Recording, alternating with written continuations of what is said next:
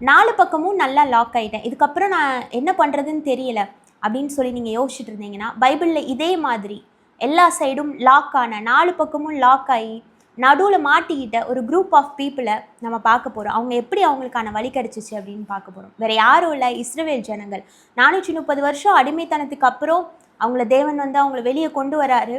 வெளியே கொண்டு வந்து அற்புதமாக நடத்திட்டு வராரு. ஒரு ஸ்டேஜுக்கு அப்புறம் என்ன ஆயிடுச்சு அப்படின்னா, அவங்களுக்கு பின்னாடி பார்வோனோட படைகள் வருது. அவங்களோட 2 சைட்ஸ்லேயும் பெரிய உயரமான சீனாய் மலை இருக்குது. அவங்களுக்கு முன்னாடி செங்கடல் இருக்குது. 4 பக்கமும் லாக் ஆகிட்டாங்க.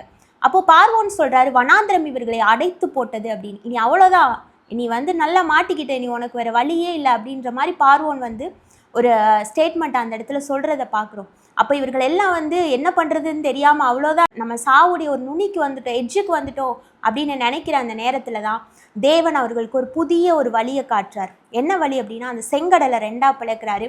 இஸ்ரவேல் ஜனங்கள் வெட்டாந்தரையில் நடந்து போகிறாங்க. இது வந்து இந்த மிராக்கிள் வந்து இதுக்கப்புறம் எங்கேயுமே நடந்ததில்லை, இதுக்கு முன்னாடியும் நடந்ததில்லை. ஹிஸ்ட்ரியிலே ஒரு பெரிய மிராக்கிள் ஆண்டவர் வந்து இஸ்ரவேல் ஜனங்களுக்கு பண்ணுறாரு. அவங்களுக்கு என்று ஒரு புது வழி, ஒரு தனித்துவமான ஒரு வழியை வந்து உண்டாக்கி அவங்க நடந்து போக வைக்கிறாரு.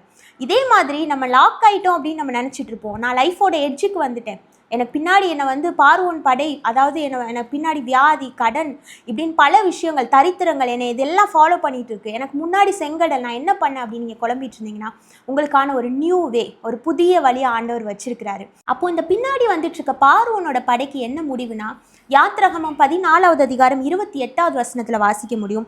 ஜலம் திரும்பி வந்து ரதங்களையும் குதிரை வீரர் எல்லாத்தையும் வந்து என்னப்பா அவங்க இராணுவத்தவே மூடிக்கொண்டது, அதில் ஒருத்தர் கூட தப்பலை அப்படின்னு போட்டிருக்கு. இஸ்ரவேல் ஜனங்கள் வெட்டாந்தரையில் ஆண்டவர் உருவாக்குன அந்த புது வழியில் நடந்து போயிட்டுருக்குறாங்க. இந்த பார்வோனோட படையும் ஃபாலோ பண்ணி வந்துட்டு இருக்கிறாங்க. ஆனால் முடிவு இஸ்ரவேல் ஜனங்கள் அந்த வழியில் அவங்க கடந்து அவங்க சமாதானத்தோடு போனாங்க. ஆனால் இந்த பார்வோனோட படையில் ஒருத்தர் கூட தப்பலை, எல்லாமே அந்த கடல் மூடிக்கொண்டது. அதே மாதிரி இன்னைக்கு ஆண்டவர் உங்களுக்குன்னு ஒரு புது வழி, அது நீங்களே நினச்சி பார்க்காத ஒரு வழி ஆண்டவர் உங்களுக்கு வச்சிருக்கிறாரு. நான் லாக் ஆகிட்டேன்னு சொல்லி நீங்கள் கவலைப்படாதீங்க, ஆண்டவர் உங்களுக்கு முன்னாடி ஒரு பெரிய ஒரு பாதையை வச்சிருக்கிறாரு. God bless you.